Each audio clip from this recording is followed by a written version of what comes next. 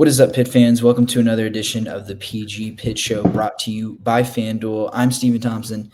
That's Abby Schnable. We cover Pitt athletics for the Pittsburgh Post-Gazette. And Abby, it feels like a new dawn for Pitt football after last weekend. The emergence of Mason Heintschel, his really spectacular starting debut, I think has a new energy around this football team. Whether or not, Pat Narduzzi wants to allow his team to feel it is one thing or another because, look, we've seen freshman quarterbacks, or I guess you could say new quarterbacks, backup quarterbacks come into games, give Pitt an immediate spark. I think of Christian Veyer and Nate Yarnell and Nick Patty.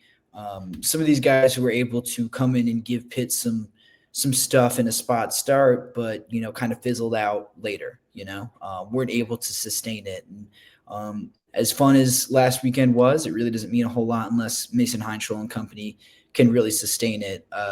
That all said, a lot more reason to be really tuned in and locked in on what Pitt's going to do this weekend down in Tallahassee against Florida State. Yeah, absolutely. I think, yes, is it hard to say if this is a one-off because Boston College is not the best team? Maybe. I think this test against Florida State is huge, but I also keep going back to the first two games of the season against Duquesne and Central Michigan, in theory, are weaker teams than a Power 4 Boston College, and that the offensive difference between those two those two games at the beginning of the season to Boston College speaks volumes to me. I'm not comparing it necessarily to a Louisville yet or a Florida State yet, but I feel like we've set the groundwork. We know that Cade Bell's system works with the right quarterback, and Mason just happens to be the right quarterback. I think everyone's a little bummed within the program that it couldn't be Eli. I mean, Pat talked about it today, but he said Eli's and he's doing okay despite it.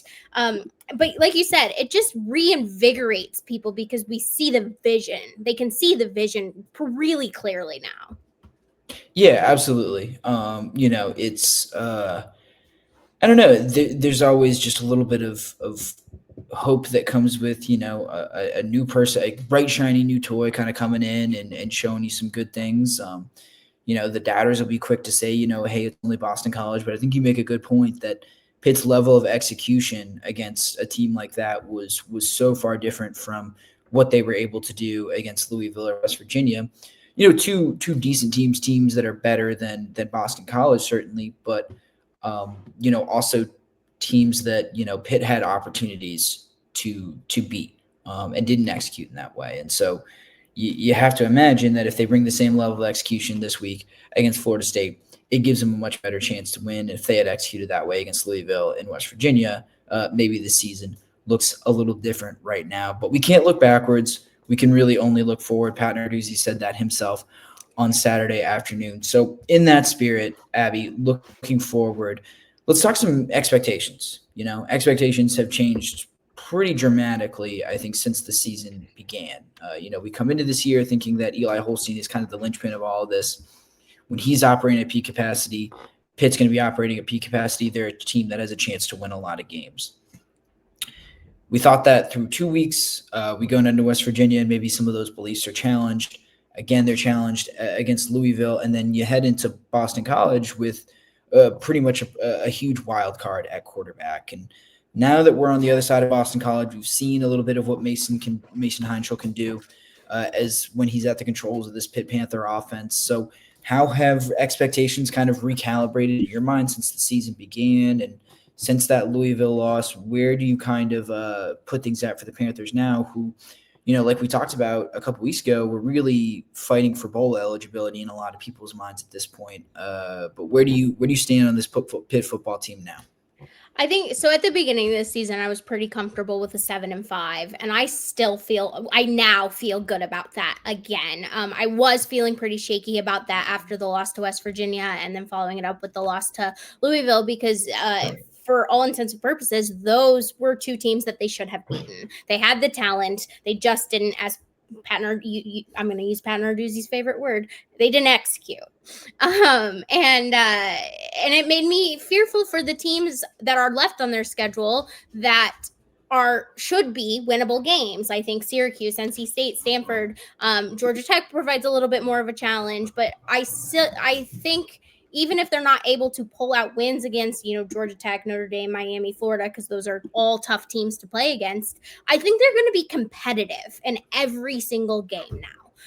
I would like to think. I mean, again, it's hard because we only have the one sample size, but if they play like they did last week, I don't see why they can't be competitive from next week to the end of the season, because they have the talent and now they're using all of the talent. And yeah, there might be some banged up guys here or there, but we're seeing these guys behind them in the depth chart step up, and there's not as much of a drop off as you would think. And so by Mason's confidence in the at quarterback leading that offense, I think it gives me a lot of confidence that they're going to make a bowl game. I feel comfortable saying that. I mean, Syracuse, NC State, and Stanford should be fair. If they play like last week, should be fairly easy games. Again, Georgia Tech provides a challenge, and then Notre Dame, Miami, and Florida State are all pretty difficult teams as well. But if they handle their business, if they execute, if they play even remotely close to how they did against Boston College, it's a lot different than how I thought the rest of the season would go with Eli Holstein at the helm, just because it didn't feel as complete of a game. And, Pat Narduzzi has said that as well. Yeah, we talked about it after the game. There is a trickle-down effect that you get from quality quarterback play. And I thought a lot of the bones of this Pitt team, even despite losses to Louisville and West Virginia, were pretty strong. We're going to talk about it in a minute, but this defense is really, really good in my mind, borderline elite, maybe a top 20, or I would venture to even say maybe even a top 15 unit in the country. The receivers were getting open on offense. I thought there were running lanes even without Desmond Reed in the lineup. There are opportunities to really run the football effectively. I think the offensive line has, for the most part, been pretty solid. We'll see how it goes with some guys banged up. A bunch of guys have gone down over the past 2 weeks, but I really liked almost everything about this Pitt football team, and the quarterback position was just not as efficient as you would hope. So that still carries on into now. I think you hit it on the head. Even with some of the injuries that they've had, even with some of the shakeups in terms of personnel that they've had, a lot of these backups we're seeing enter the game are doing their jobs and doing them at a fairly high level. So I still have a lot of confidence in this team. And like I said, I think they were just, some better quarterback play away from beating West Virginia, beating Louisville. And if that happens, we're talking about this team in a really different way. So it is all contingent upon what the quarterback play looks like moving forward. That's just kind of the reality of the situation. And despite his play on Saturday, you still, don't know the full story of Mason Heintschel. You don't know what he's going to be able to give you the rest of the year. You do know that the progression is probably not going to be linear, that he's not just going to, keep one-upping a week in which he threw for 320 yards and 4 touchdowns. But, even if you assume, some hiccups in between here and there, I do agree with you that I think a bowl game is absolutely within this team's range. And I think it's perfectly reasonable for them to aim even higher than that. I think 8 wins against this schedule would be pretty darn impressive, and it's certainly doable. Even if you think, Georgia Tech and Miami, 2 of the top teams in the ACC, are teams that are less likely for Pitt to beat. Notre Dame hasn't looked invincible at all. Certainly this Florida State team has showed some cracks over the past 2 weeks. Even in a tough environment, that's a team that is, I would say, gettable for Pitt. That's a game that they can certainly, be competitive in, if not win. So yeah, I don't see any reason why. Honestly, my preseason expectations of saying, 8 wins, probably the bar that you would want for a team of this talent. And then everything on top of that is maybe gravy. They maybe have still a 10-win potential. That would be 10 wins would be tough to do at this point. Winning out against the schedule would be pretty tough, but 8 wins are certainly within range. If they didn't make a bowl game, I would be totally shocked, to be quite honest with you. And I don't think there's any reason why they can't, aim for 9 wins hey, I'm not going to throw out 10 wins just yet. We've seen, I think, crazier things happen. It kind of depends on that Miami game at the end of the year. But Look, I don't think that Pitt is going to be at necessarily a big enough talent disadvantage against the rest of the teams on their schedule to say that there's anyone that they absolutely cannot beat. So expectations should still, I think, be pretty high. And I guess we might have already answered this question, but I guess I want to, dig a little bit deeper on what we expect out of Mason Heintschel. Like we said, a really fantastic debut against a Boston College team that is probably the worst team in the ACC. Yeah. So you kind of got to temper your expectations in that sense. But Abby, what are maybe, I guess, if it's not, 320 yards and 4 touchdowns every week, what is reasonable to expect from Mason Heintschel as he goes through the rest of the season, and maybe the competition, the level of competition takes a step up? I think the thing that I would like to see from Mason week to week is keeping this offense two-dimensional. We saw last week that when the passing is going, the running backs, not even your star running back, because Desmond Reed hasn't played in a while, but Juelz Goff and Jakarian Turner were really able to do their jobs more efficiently than they had been able to previously. And so if Mason can keep this team somewhat two-dimensional, it's going to be difficult. There are going to be your troubles because you're going to be playing harder defenses. But capitalizing and adjusting in game, I think, is going to be huge, because I think that is something that we saw this team struggle with a little bit at the beginning of the season. And I liked watching Mason's, not his eyes, because we can't see his eyes, but his view of the field. And so if he's able to make in-game adjustments and keep this team fairly two-dimensional, then I think he's hitting those check marks. Again, I'm not going to go say he's going to pass for 400 yards and throw 4 touchdowns every single game. It'd be really great if he did. But if he can keep them steady and allow the defense to not be on the field a majority of the time, then that opens up, like you said earlier, the trickle-down effect, which makes this team greater as a whole. So those are the two things that I'm kind of looking for. We're going to lean on Kenny Johnson's post-game interview from Saturday a bunch, I think, in this episode, because he said something before anyone else did, and I think before Coach Narduzzi did too. I believe he was asked about it afterwards, and Mason was too. But Kenny Johnson said that coming into this game, Mason knew that he didn't have to be Superman, right? Mm-hmm. And I think you saw that play out during the game. He made some scrambles that were really impressive and made some nice throws and everything. But, officially, Heintschel only completed 1 pass of more than 20 yards downfield.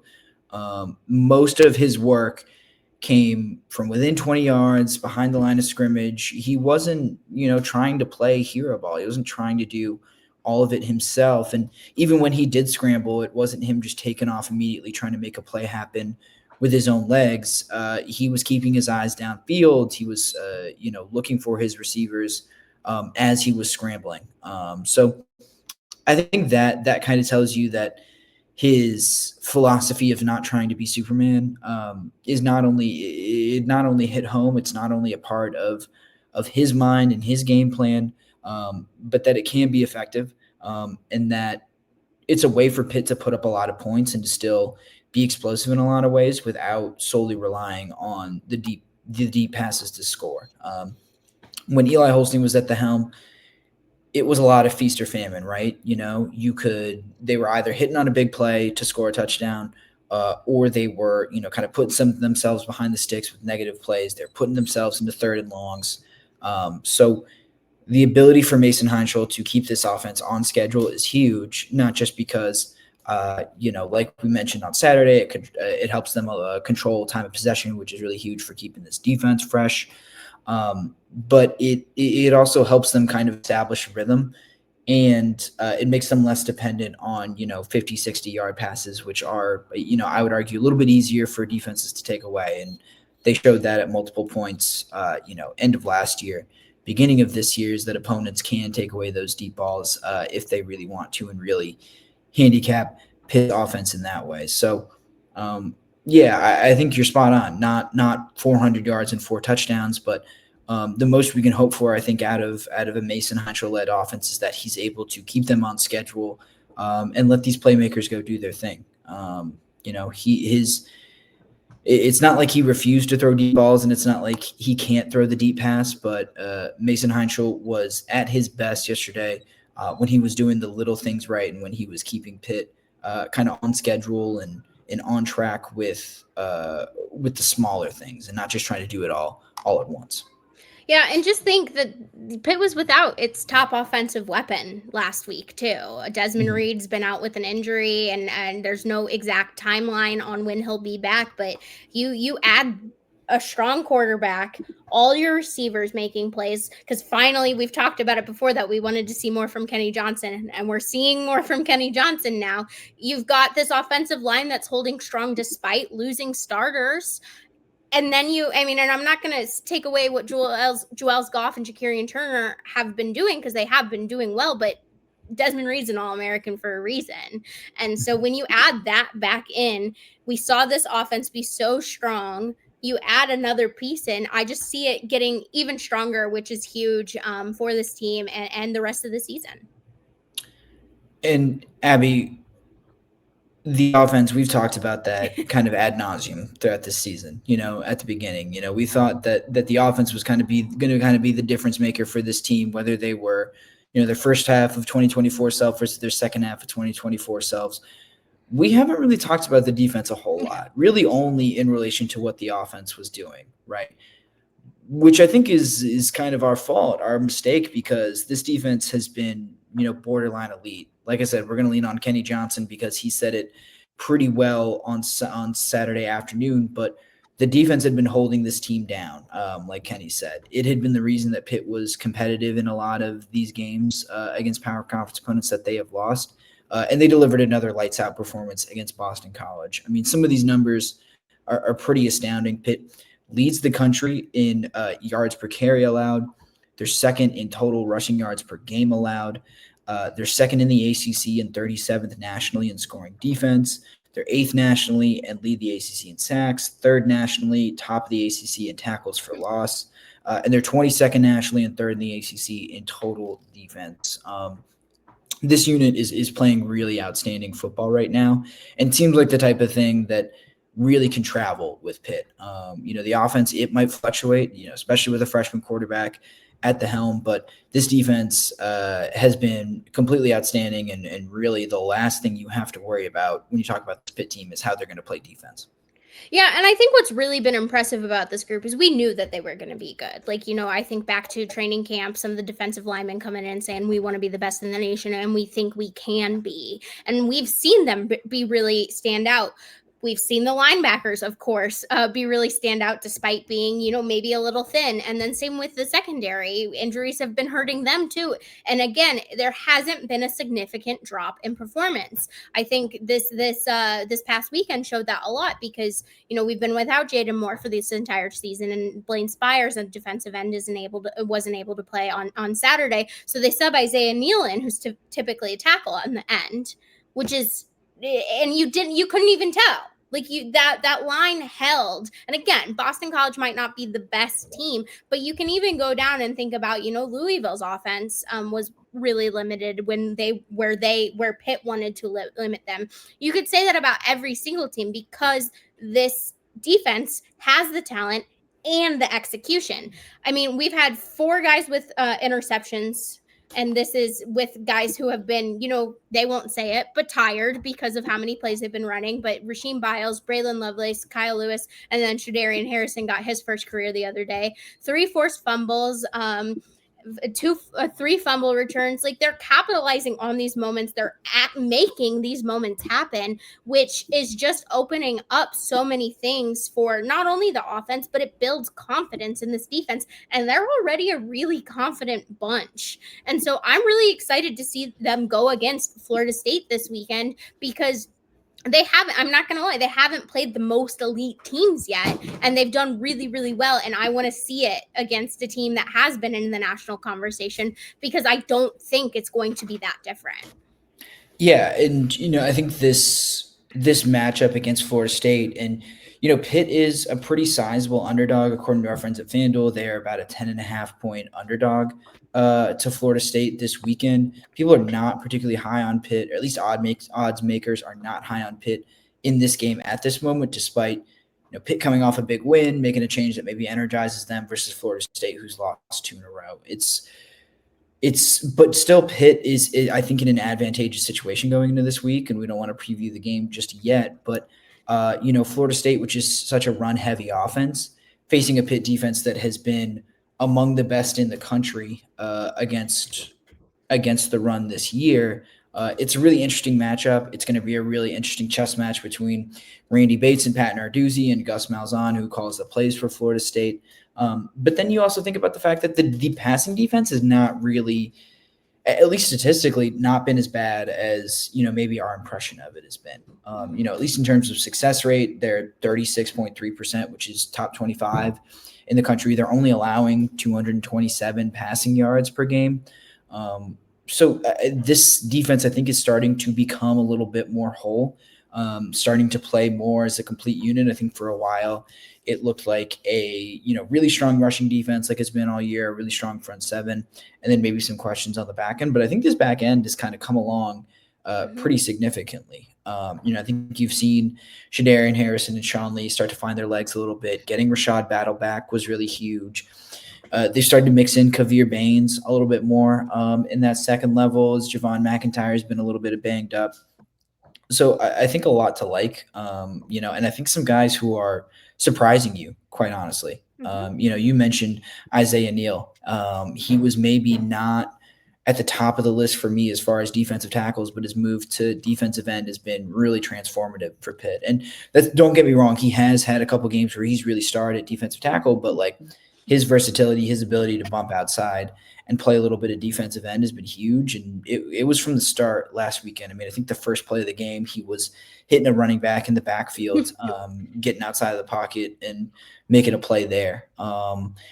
That's been one of the guys who has really pleasantly surprised me. And a bunch of them come on this defensive line, actually. I think Blaine Spires at defensive end, like you said, he didn't play last week. Another one of those guys who's really kind of come out of nowhere and played really well this year.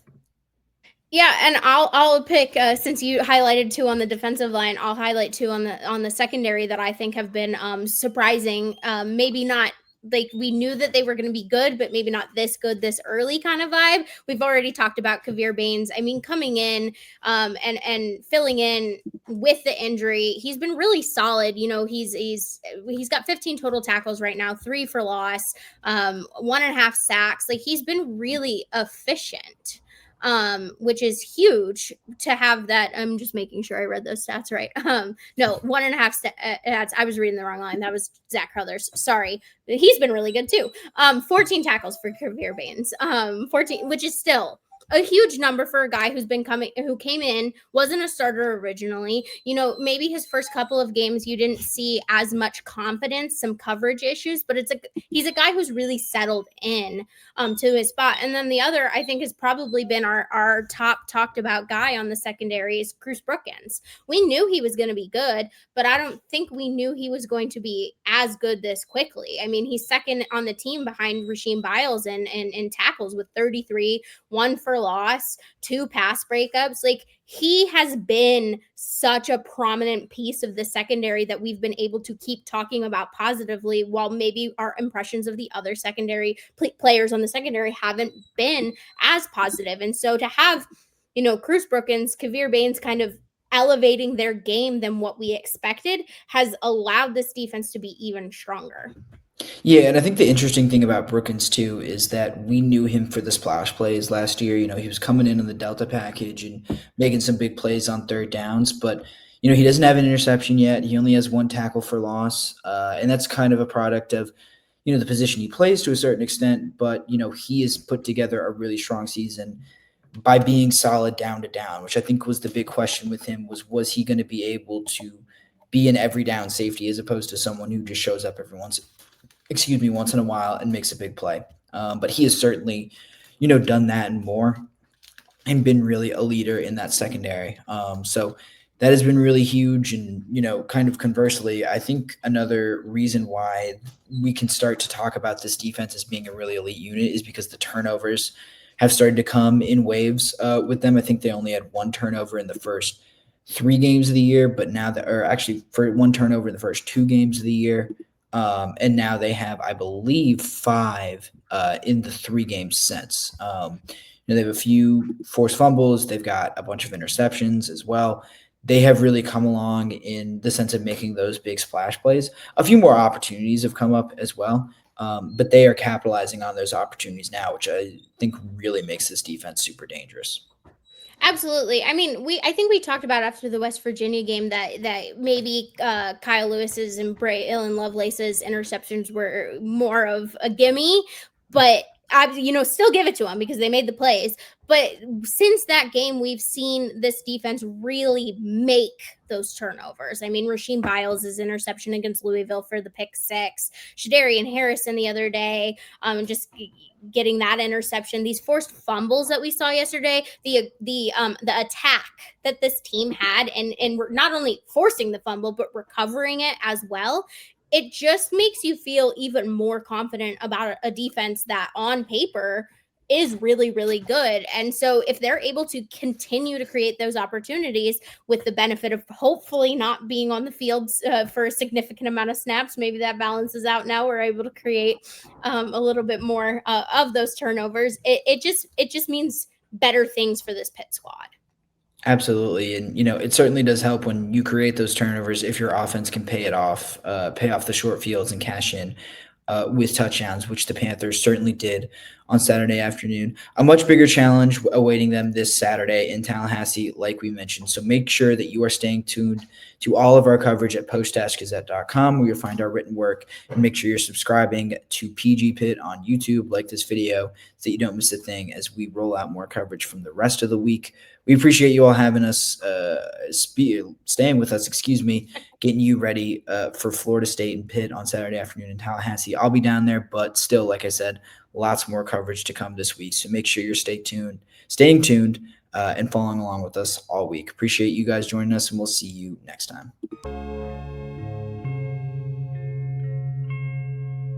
Thank you for checking out this content from Post-Gazette Sports. If you watch this video on YouTube, please like the video and subscribe to our channel. For all of the sports coverage the Post-Gazette has to offer, visit post-gazette.com.